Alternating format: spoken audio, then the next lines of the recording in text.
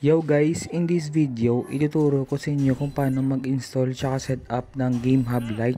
So pwede na to sa low-end device guys, mid-range. Bago ako magsimula guys, don't forget to like, share, subscribe to my channel. Thank you guys sa pag-support. The road to 200 subscribers na tayo. Pag na-install nyo na yung Game Hub, click nyo lang yung OK. Tapos yung email guys, yung mga fake email nyo lang o yung mga hindi nyo personal email, yun yung ilagay nyo sa Game Hub. Tapos click allow din. Tapos punta kayo ng my. Tapos sa dulo, doon nyo makikita yung install game PC. Ayan. Kung meron na kayong PC game, dapat alam nyo kung saan siya nakalagay. Tulad sa akin, merong pangalan na PC game. Tapos may mga pangalan siya, halimbawa Little Nightmare 3, Tekken X Street Fighter. So sa akin, Tekken X Street Fighter. Sa mga firmware naman guys, pag-install nyo ng game, si Game Hub na mismo mag-download ng mga kailangan yung files dyan. Hintayin nyo lang guys matapos yung mga downloading na yan. Paiba-iba kasi yung game guys, so different game, different settings.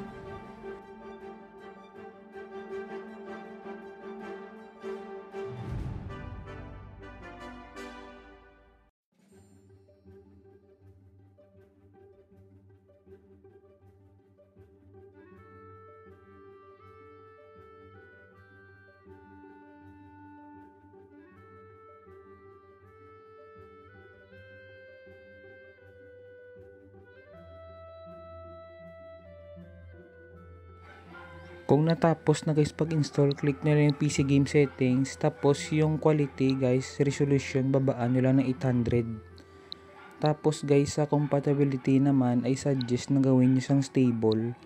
Yan, sa translation params, i-stable nyo lang kung low-end device kayo. Tapos kung mid-range or high-end, go to extreme or performance. So mag-test na tayo ng game guys. Ito na, nabuksan ko na. So sana guys may natutunan kayo sa aking tutorial. Salamat sa panonood and promote ko lang ulit guys yung channel natin. Don't forget to like, share, subscribe to my channel. Thank you guys. Thank you.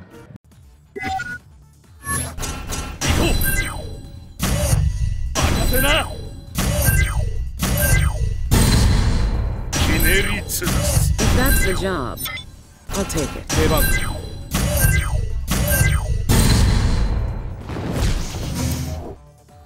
Gear hideout.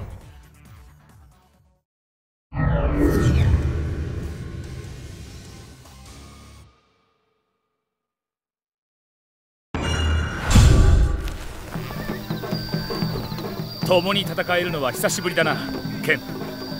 Sou da na. Warui na. Ore tachi ga katsu ze. Omoshiroi. Aite ni natte yaru. There's no turning back. Fight!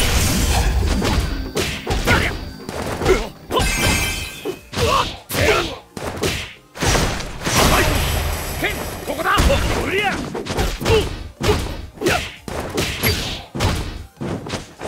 いただき。そうよ。そうよ。張りかけてくれ。